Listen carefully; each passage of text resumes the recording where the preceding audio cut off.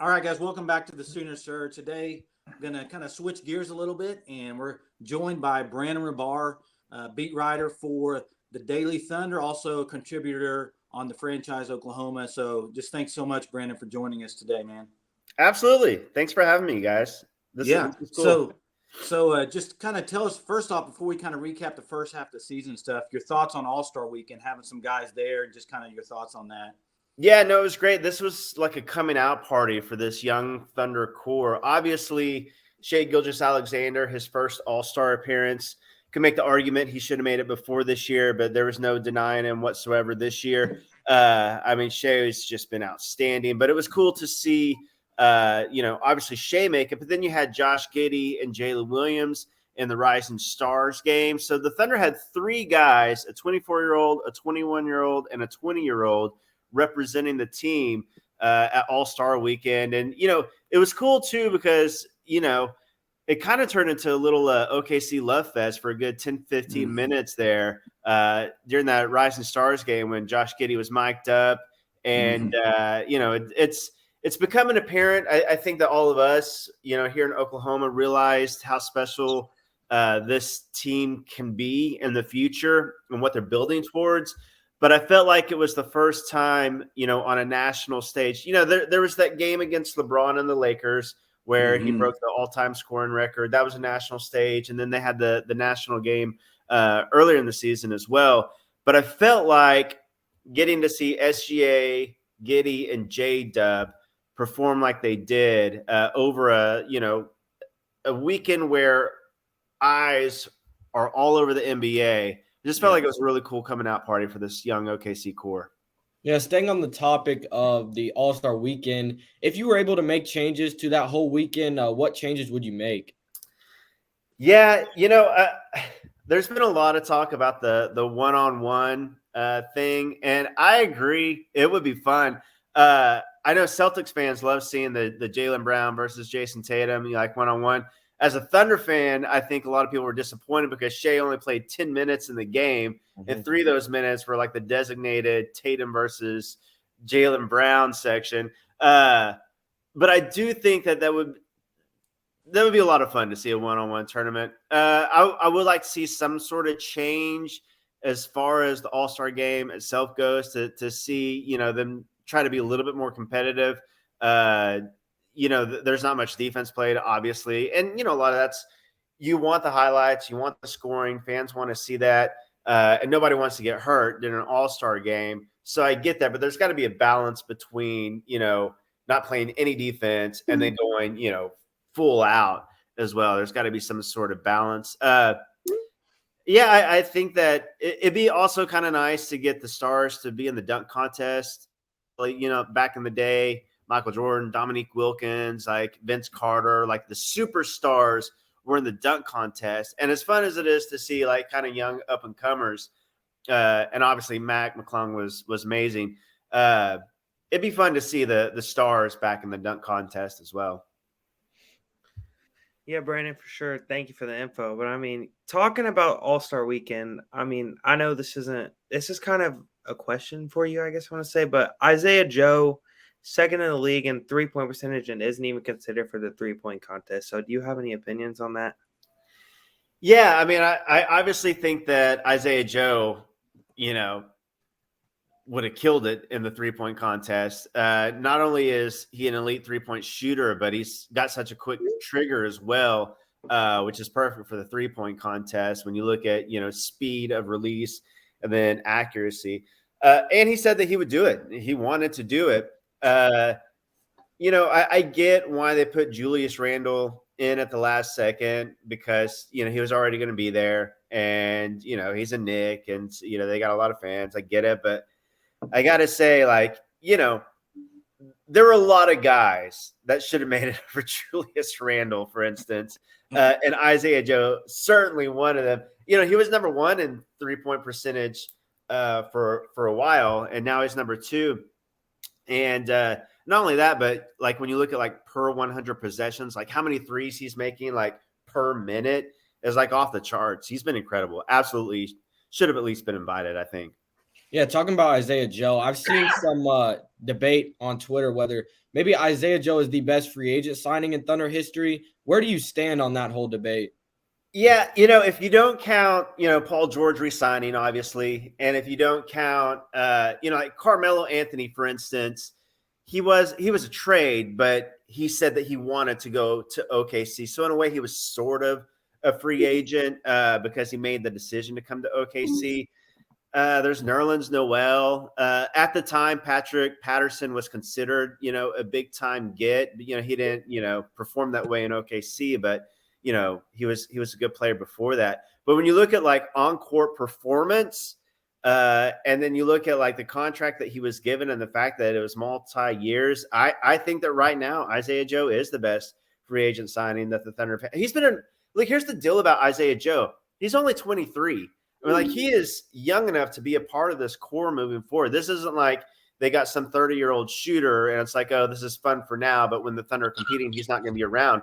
He's going to be around, and he's on a multi-year deal. He loves it here. I could see the Thunder, extending him, keeping on, past this contract as well. He's exactly what this Thunder teams need. The Thunder tried for so many years, going way back to like Daquan Cook, Alex Abrines, Anthony Morrow. There was a lot of guys, Ty Jerome. There was a lot of guys that were supposed to kind of be like the 3-point specialist sniper, but none of them have had a season at all like what Isaiah Joe is happening this season. And when you look at like analytics and like the spacing that he gives SGA and like the outlet and not only that, but like he's showing up in other stats as well, like loose balls and like even he's been defensively than people thought he was going to be. He's been fantastic. I think he's going to be a part of this team moving forward.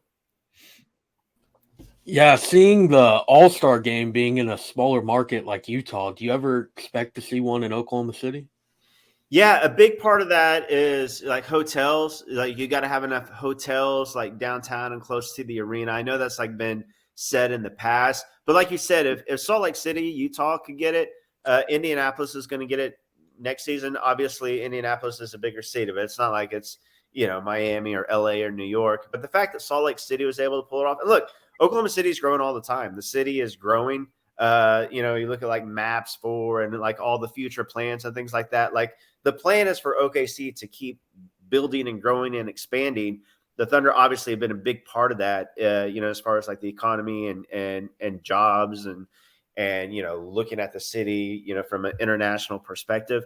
But absolutely, I know for a fact that OKC would love to host an All-Star weekend in the future. And, OKC and the Thunder have been, they've been rebuilding for a couple of years now. But before that, the Thunder were, in the NBA spotlight for over a decade. They were a contender for over a decade. And now they have this young core.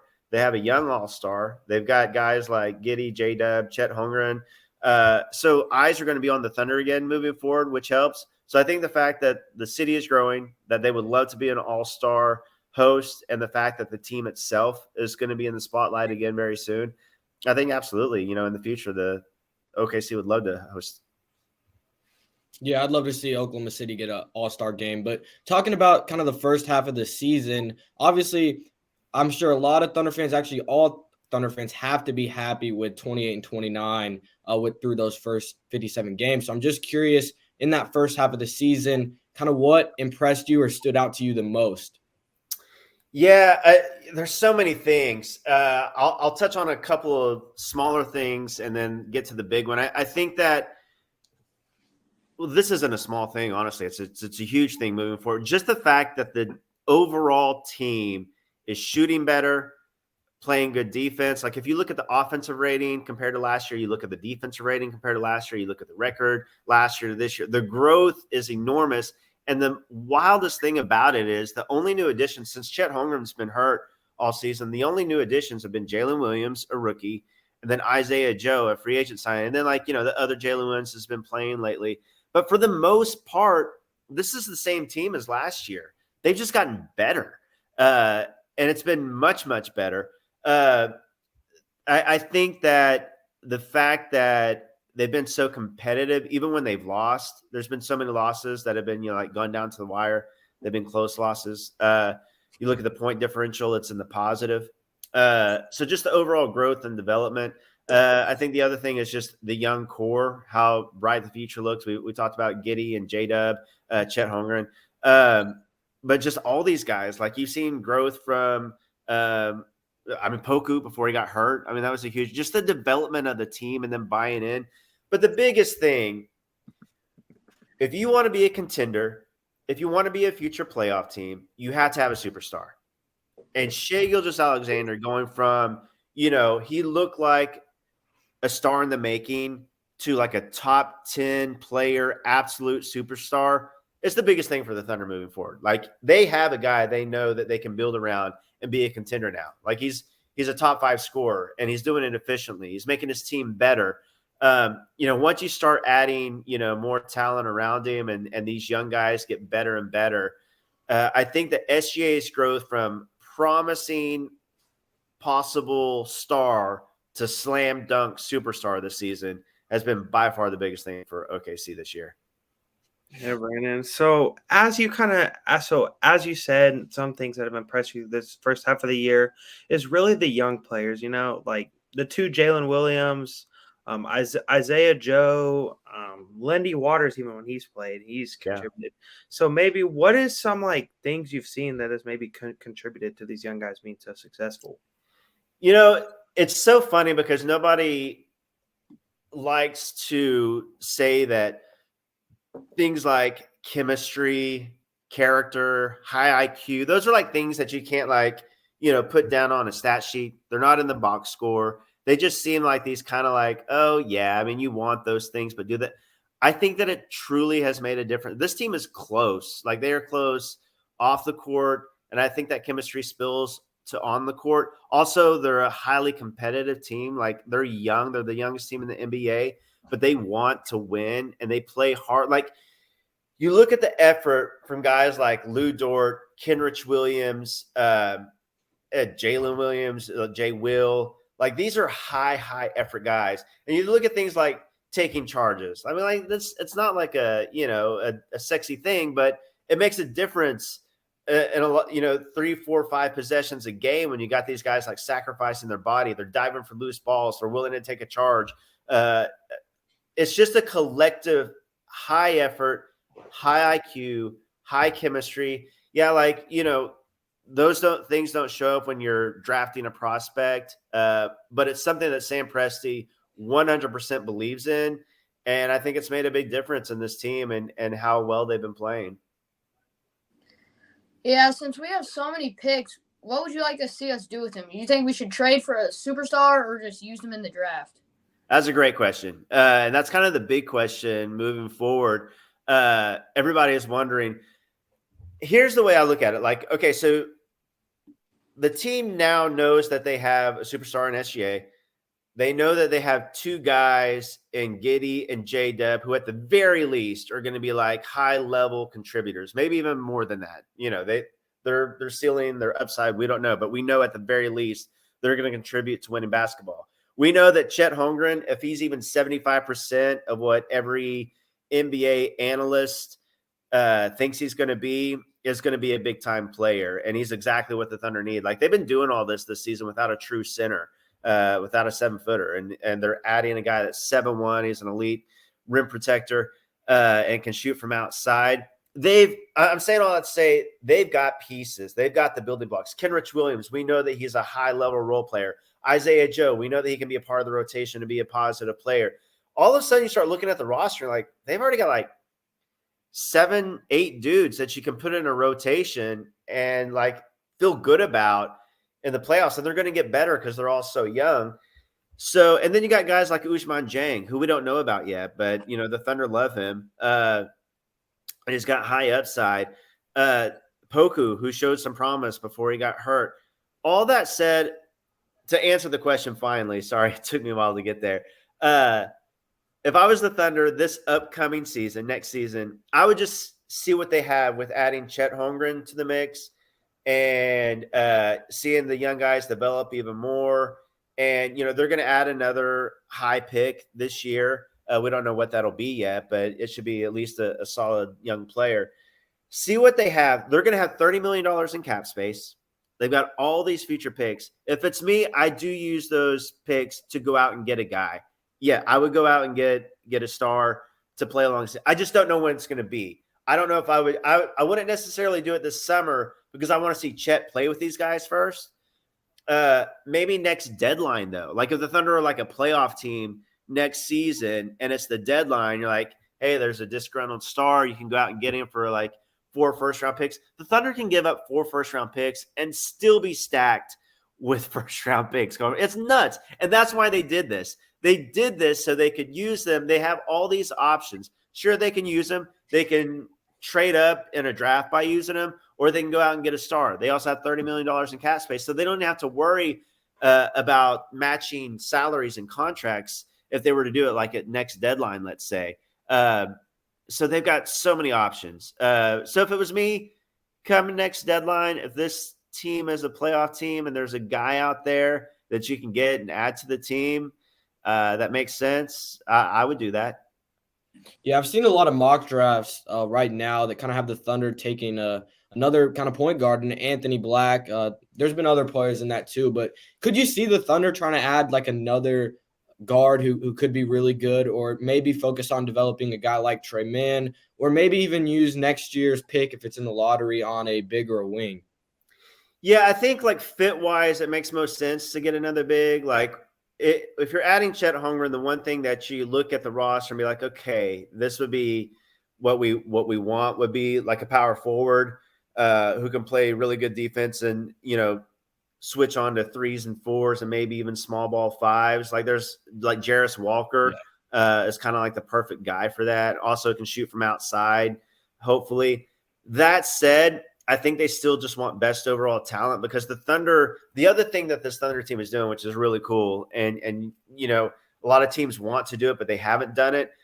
They want to go to positionless basketball. That's what they got, a point guard that's 6'6", but he's got a 7-foot wingspan, and Shea. So he can guard 1 through 3, even the 4, like in certain matchups. Then you got Josh Giddey, who's a point guard, but he's 6'8". And he can put on more weight. So he can guard like 1 through 4 possibly. Then you got Jalen Williams, J-Dub, who's 6'6", but he's got a 7'2" wingspan. And, he's kind of thick and strong. So he can play like 1 through 4. So, and they've been playing him at the 4. He ran the offense for Santa Clara last year. It was basically their point guard. And this year for the Thunder, he's been playing the 4. Power forward. He's been doing pretty well doing it too. Ideally, you probably want him playing the 3. So all that to say, I think that, if I had my preference, I'd want to get a guy like a Jarris Walker, who's a 4, really good defender. But if Anthony Black is the best guy available, I don't think they'd hesitate just because he's a guard. Because again, he's 6'7". He can switch. He's got a long wingspan. The other thing the Thunder, they want all their guys, they want to be able to dribble, put the ball on the floor, pass, high IQ, and be able to shoot. That's what all these guys are doing. That's like every Thunder pick now. That's what they're looking at. They want to play positionless. They want to play 5 out. So I think that they wouldn't hesitate to get a guy like Anthony Black just because he's a guard. Yeah, whenever you look into this offseason, there's guys like JRE, Trey Mann, Eugene Omarui, Aaron Wiggins, and then Thunder have 3 picks in this next year's draft. Is that right? Yeah, with the second round picks. Only one. It sounds funny to say only one. They only have 1 first round pick this year. Every other year they have multiple ones, but then 2 second round picks. And the roster crunch gets kind of tight because you're gonna have to cut guys, you're gonna have to trade guys. So do you think they'll be focused on keeping guys on the current roster, or do you think they'll be more focused on drafting guys in this upcoming draft? Yeah, that's a good question. And I'm glad you brought up Aaron Wiggins because we haven't brought him up, or JRE. JRE's looked really, really good as well this season. And here's what I would say. I would say that they gave the two-way. They had Omarui on the 2-way, and they converted him to a full NBA contract after the Darius Bazley trade. And then right now they have Dario Saric on the roster, but he's expiring. they could possibly bring him back. It would make sense. But you really kind of have two spots that will be free. If you look at like, okay, Omarui could be, another two-way guy or go down to the blue. Maybe he's on the full roster next year, maybe not. But then Sharp. So you have two spots that you could possibly do something with. Obviously, one of those is going to go to the first-round pick. I do think we've seen the Thunder use their multiple picks to trade up in the draft. We saw it. They used a few picks, obviously, to go get Ousmane Dieng, but then they traded up a few spots to get Jeremiah Robinson-Earl. They traded up to get Poku. So that's the other beauty about having all these picks. You can consolidate. Maybe they're picking at, say, number 13, but they really love a guy who's available at number 10. You could use 13 plus a second-round pick plus, who knows what else to go up and get the guy at number 10 that you love. That if they like a guy, they will not hesitate to consolidate and move up. Yeah, you mentioned moving up. Do you think there's any chance they move up for Victor Wembanyama? There's all that hype around him. Yeah, that's the big question. The thing with Wembanyama, obviously, the most hyped prospect since LeBron James, the Thunder are stacked with assets, and they have so many options. They can move up to a lot of places. The one place they won't be able to move up to is number 1 to get Wembanyama, because nobody's going to give him up. No matter what you try to offer, as great as it would be. To get Wembanyama, you'd have to give up Shea, and the Thunder aren't going to do that. But yeah, Wembanyama is just an anomaly. He's like a fluke thing. Could they trade up to get Scoot Henderson at 2? Yeah, if they wanted to, it would be hard because Scoot's a really, really high pedigree blue chip talent as well. But, past that, 3, 4, 5, they could definitely move up. But Wembanyama is just such a crazy case. Nobody's going to give him up. Yeah. I want to ask you, Brandon, about Mike Mascala and just the impact that he had there in OKC. Just from the outside as fans, it looks like he was awesome just in the locker room. Kind of for the culture of the team. So I think that legacy part, will still be there. But I just wanted to hear maybe your thoughts on Mike Mascala. Yeah, Mike Mascala was great. Like you said, all the things that you said, the organization loved Mike Mascala. People forget originally Sam Presti flew out to Mike in Minnesota to his home to get him to come to OKC. The organization loves him. He loved it here. He truly that wasn't just lip service. Moose truly loved OKC, the city, the fans, the organization, the teammates, and it was mutual. It's just a deal. Mike's, over 30 now. He's still a good basketball player. But if you looked at it long-term for both Mike and OKC, it just made sense. Next year, the Thunder, they have all those minutes they're going to get to Chet Holmgren at the 5. Then they got JRE. They have Jay Will. Who knows what they're going to get in the draft. So there's just not going to be a lot of minutes to go to Mike Mascala. And, so this year he gets to play for a contender and contribute to a contender. And the Thunder get a second-round pick out of it. And so the Thunder get an asset. Mike gets to go to a contender. It made sense. I think it was a bummer for fans, for the organization, and Mike loved it here. But long-term view, it did make sense. Yeah, I wanted to kind of talk about the next upcoming stretch of games for the Thunder when they resume play on Thursday. It's a very tough upcoming stretch with Utah, Phoenix, and then Sacramento twice. Then you got the Lakers and the Jazz twice.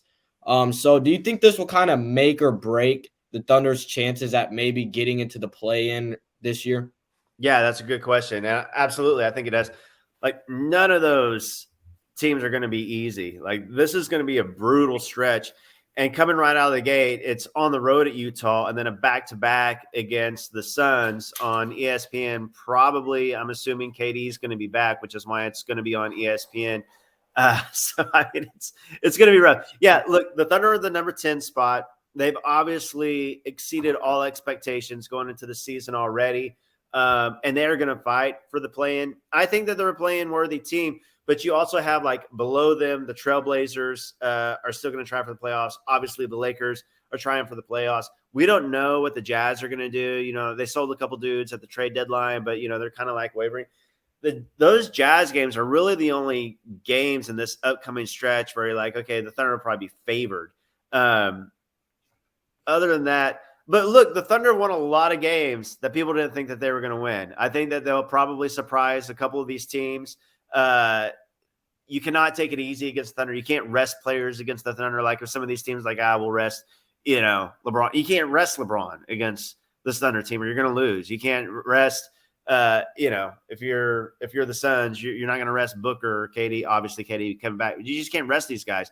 The Thunder will surprise you. So, yeah, I think absolutely this next 10 games will decide probably whether or not it looks like the Thunder are going to make the play-in. But I expect them to be competitive throughout the rest of the season. And as far as whether or not they'll make the play-in, I don't know. But I know that they're going to be close if they don't make it. Yeah, for sure. Over this last month or two, OU's been playing a lot of small ball with Kenrich Williams at center, and then they get a guy like Aleksej Pokuszky back from injury. Where do you see him fitting in overall? Poku? Yeah.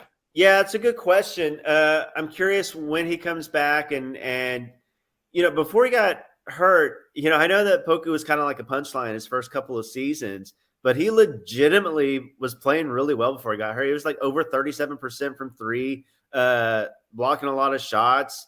The Thunder are still invested in Poku, and he's still incredibly young. Like, I know this is his third year, but the Thunder still, you know, they still want to see what they have in Poku.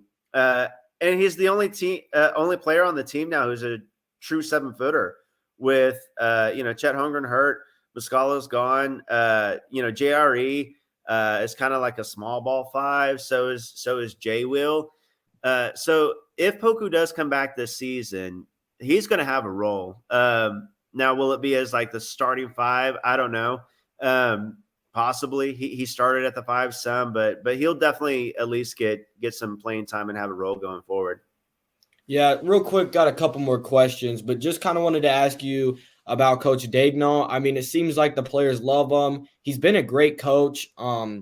Just wanted to ask you if you think he should maybe be in the conversation for Coach of the Year if the Thunder were to go on a big stretch of winning games and maybe make the play-in. Yeah, absolutely. I think if the Thunder make the play-in, this is a team that Vegas had at 23 total wins. I can't remember. I think it was Bleacher Report had him at like 19 wins or something ridiculous like that. John Hollinger had him at like 18, 20 wins, something like that. If this Thunder team makes the play-in, he's got to be in the conversation for Coach of the Year. And I've started to finally see some of that talk, you know, kind of circulating among NBA circles. This team has so far exceeded what anybody thought. And I'm very impressed with Mark Daigneault, the coach. When you have the youngest team in NBA history and they're like a top 10 defense and they're doing it without a rim protector or a 7-footer, I mean, it's nuts. And the improvement that you saw from last year, this year, he's got to be. It's funny because, you know, usually Coach of the Year goes to like, you know, a high level, you know, contender or a team that, you know, is a top 4 seed or whatever. But the Thunder, if they make the play-in, he's got to be in the conversation. Yeah, Brandon. Well, thank you for all the insight you've given us to talk to this. But I kind of have a question that's fun for you. Yeah. So, you know, Oklahoma City, this team is filled with swag with guys like Shea and Giddey and Dort even sometimes has some swag to them. If you were to build your team of 5 guys in OKC history with the most swag, who would you choose? That is a good question. All right, off the top of my head, I mean, you got to say Russell Westbrook. Like he's a lock, like absolutely a ton of swag. Shea Gilgeous-Alexander, obviously, like those two are like without a doubt. I don't even have to think about it. I'm gonna have to go with. It sounds funny because he hasn't seen the court yet, but I'm telling you, like behind the scenes, Chet Holmgren has a lot of swag. Like this dude, he is just like oozing with confidence and swag, and he's gonna, you know, the Thunder. This team, like, you know, they're a high character. They're a really nice team. Like they're all such nice, good guys, and Chet is too. But he kind of has like a, I don't want to say cockiness because that's going to come off wrong. That sounds like negative. It's not. but he has a confidence and a swag to him that maybe, the rest of the team, I don't know. There's something about Chet. So I'll put Chet on there.